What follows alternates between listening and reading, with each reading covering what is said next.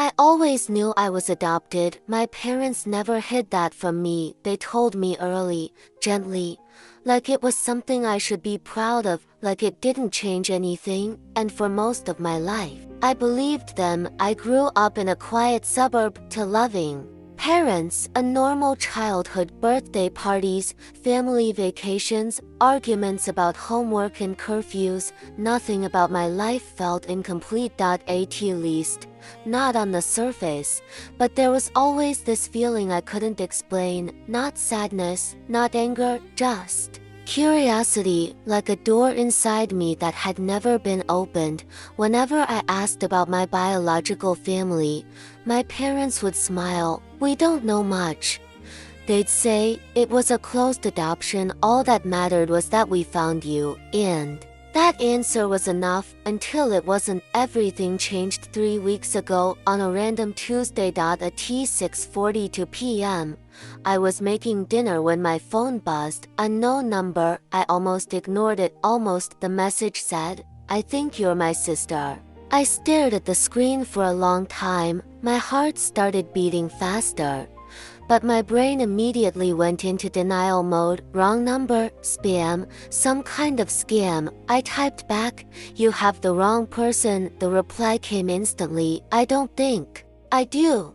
You were born on March 14, 1996. You were adopted at birth, and your name used to be Emily." I dropped my phone. That was my birth name. No one knew that. No one except my adoptive parents. My hands were shaking as I picked the phone back up. "How do you know this?" I typed. 3 dots appeared, then disappeared, then appeared again. "Because our mother never stopped looking for you." I felt like the room tilted. I sat down on the kitchen floor, my back against the cabinets. I couldn't breathe. I had imagined my biological family 1,000 times growing up, but in every version of the story, they were distant, disconnected, faceless, not searching, not waiting. I asked the question I had never allowed myself to ask before: "Is she alive?" The reply took longer this time. When it finally came, it was only 2 words, "Barely holding on." That night, I didn't sleep.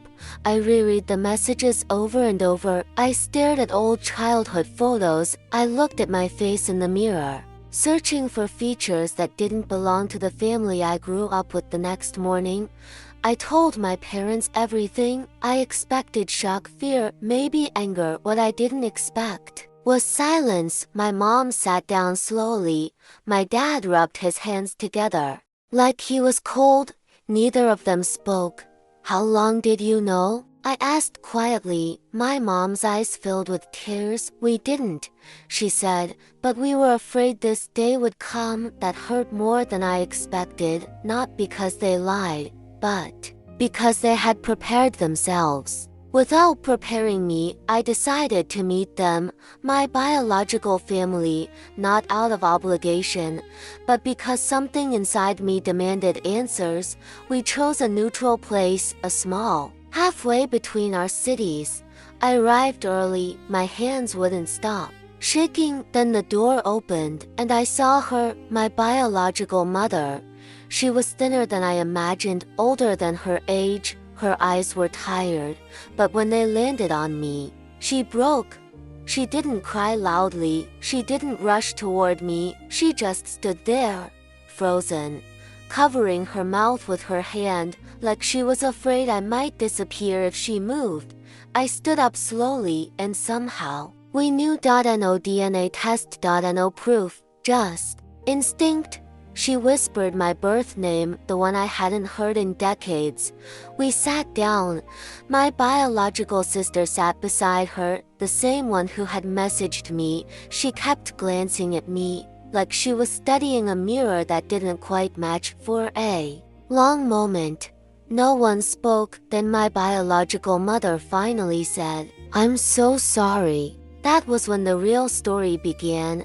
She was 17 when she got pregnant. Her parents were strict, religious, unforgiving. When they found out, they gave her a choice: give the baby away, or leave the family forever. She chose what she thought was best for me. not for herself, for me, but after the adoption papers were signed. She regretted it immediately. She tried to get me back, but it was too late. The process was final, and she was told to move on. She never did. She searched quietly, year after year. Birthdays passed, holidays passed. She imagined my life over and over, and then she got sick, cancer, stage 4. That's when my sister decided to break the silence. She used DNA databases, social media, anything she could, and she found me. I should have felt anger, resentment, betrayal. Instead, I felt grief for the years we lost, for the life that never happened. But the hardest part came later, when she told me the secret she had never told anyone else. You weren't the only baby, she said. My heart skipped. I had twins, she whispered. The room went silent. One of you was adopted, she said, looking at me. The other. My parents forced me to keep my sister. She grew up knowing she had a sibling. I grew up knowing nothing. That truth changed everything. I stayed with them for a week. Long conversations, tears, awkward laughter, stories filling in the gaps. But as my biological mother grew weaker, something else became clear.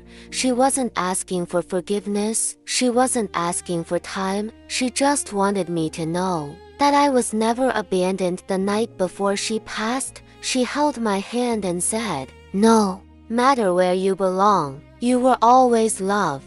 She died 2 days later. Now I live with 2 families inside me, one that raised me, one that gave me life.